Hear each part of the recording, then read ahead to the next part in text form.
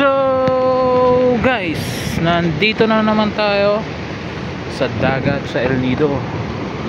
At ngayon nga mga ka-review, tingnan nyo kung gaano kalakas ang alon dito. Ayan o, humahampas siya sa bato ngayon. Dito tayo sa mga bato-bato.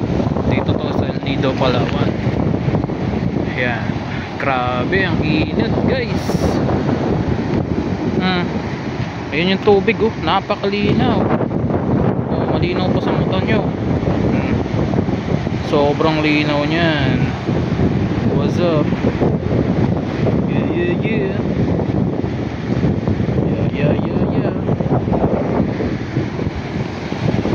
Tingnan nyo yung alon dito. Malakas. Grabe talaga, maganda dito kahit malakas ang alon.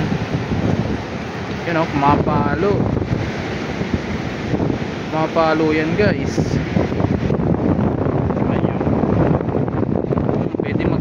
Dito eh, kaso nag-surf ka eh, di ka mabubuhay, tatama ka talaga sa bato eh. Ayun yung mga magagandang puntahan na beach po. Yun, ito, nasa dulo na to. Yan yung isla ni Manny Pacquiao guys, for your information. At ito naman yung isla ko. Ayan, pinili ko yan 5 billion 95 years. Maganda dito guys. Oh, ang lakas ng alon, grabe. Oh no, lakas ng alon, grabe. Bumpanes dito yan sa El Nido guys.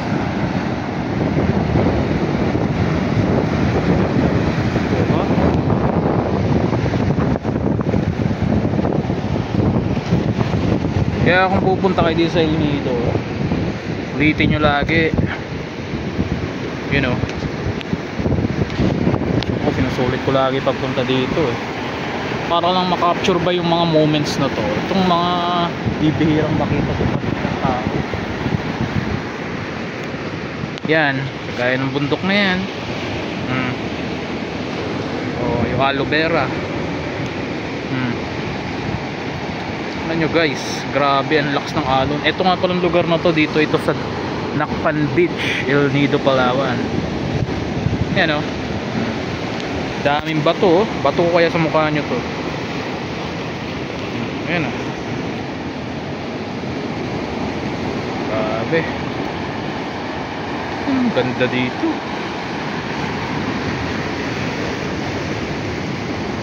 Oh wow, super natural ng beauty ng El Nido, Palawan guys. Init. Uy, kutik yan. Nakaabot pala dito. Nakaabot dito, baka abutin ako ah. Nakaabot pala dito.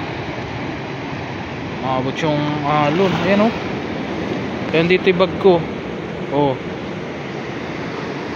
aabutin. Grabe kalakas. Hangin kasi to eh, galing pa sa China Sea. May China yung hangin eh. Swabe, ang linaw ng tubig. The best. Oh, grabe yan guys.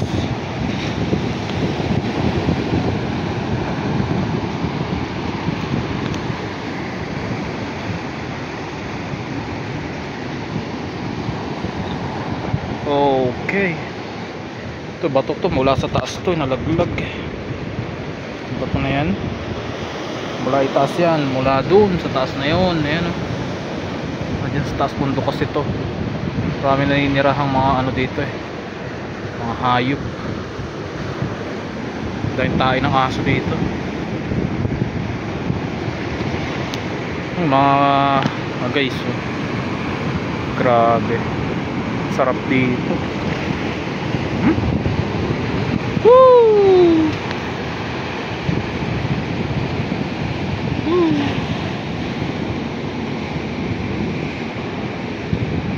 Ayan o. Grabe yan. O paano mga ka-review, So sunod ko ulit vlog ha. Abangan nyo yung mga uploading ko na bagong video. Kahit di nyo nagugustuhan, for memories ko lang naman ito eh. Maraming salamat.